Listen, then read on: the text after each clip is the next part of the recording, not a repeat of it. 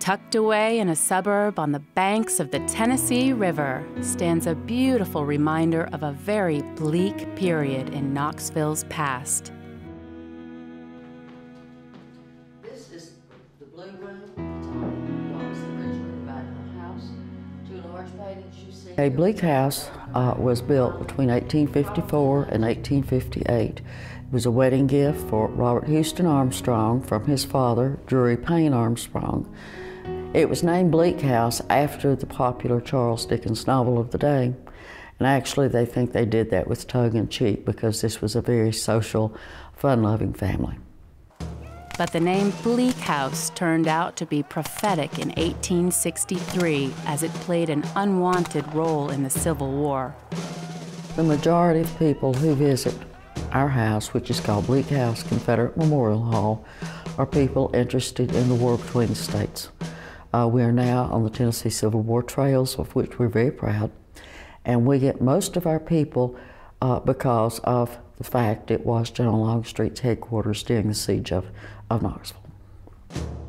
Close proximity to the battle surely played a part in Longstreet's choice for his headquarters, but even more important was Bleak House's bird's-eye view of a Union fortification located on what is now the University of Tennessee campus. The Union line was roughly 500 yards east, so the tower, I'm sure, it probably was the best vantage point. They had sharpshooters. It was Longstreet's Elite 20. They were armed with the latest telescopic rifles from England and Whitworth, which had an accurate firing range of roughly 1,500 yards. When the sharpshooters were here, they were in the upstairs level in what was then the ballroom, as well as the tower of the house. On November the 18th, the first major skirmish, the sharpshooters were just picking the Yankees off like flies, for lack of better terminology, because they were so close. General Sanders asked his chief artilleryman, Lieutenant Benjamin, can you put a shot through that tower to dislodge the sharpshooter's nest? He did fire on the tower that morning, and it hit on the second level of this house, not the tower itself, right below the tower. There were 3 sharpshooters mortally wounded. An eerie sketching of the doomed snipers still hangs in the tower. It didn't take long for another sharpshooter to exact revenge on the general who ordered the cannon fire. General William P. Sanders was shot, we think, by a bullet from this house. However, to our knowledge, the bullet was never exhumed, but that is the legend, that yes, he was wounded by a sharpshooter from the tower. The nearby Union fort was named in honor of the fallen commander, no doubt a small consolation for General Sanders. Meanwhile, Bleak House was also being used as a makeshift Confederate hospital. The Confederate wounded were brought back to this house, we do know that, and then there were skirmishes till they fell in and moved closer and closer to the fort, and the actual battle took place on November the 29th, 1863.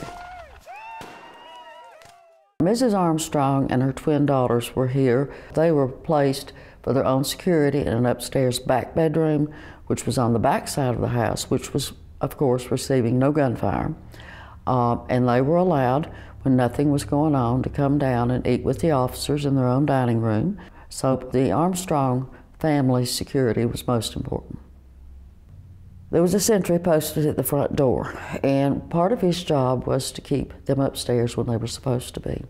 At some time during Longstreet's stay, Mrs. Armstrong decided to come down when she wasn't supposed to. And I'm sure the young man asked her to go back up. And apparently she didn't, and he did the first thing he could think of. He fired a warning shot into the stairway, and I'm sure she hightailed it right back up to the bedroom, and we still have .58 caliber mini ball embedded in the stairway there today, which you can feel with your finger.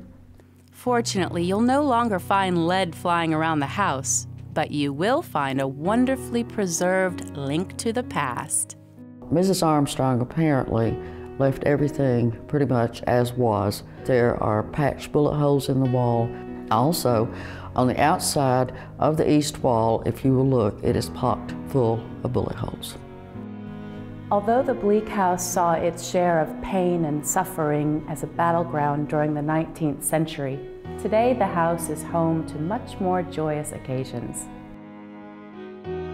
We rent the house for weddings and events and rehearsals and parties, and yes, we do use the gardens. Most of the brides do get married on the grounds. The Armstrongs had a garden back there, but not the large formal garden you see today. When the Browns bought the house, they built the gardens. They were started in 1906 and finished, I'm sure, not long after that. Whether strolling through the gardens or learning about the home's history, your visit will be anything but bleak.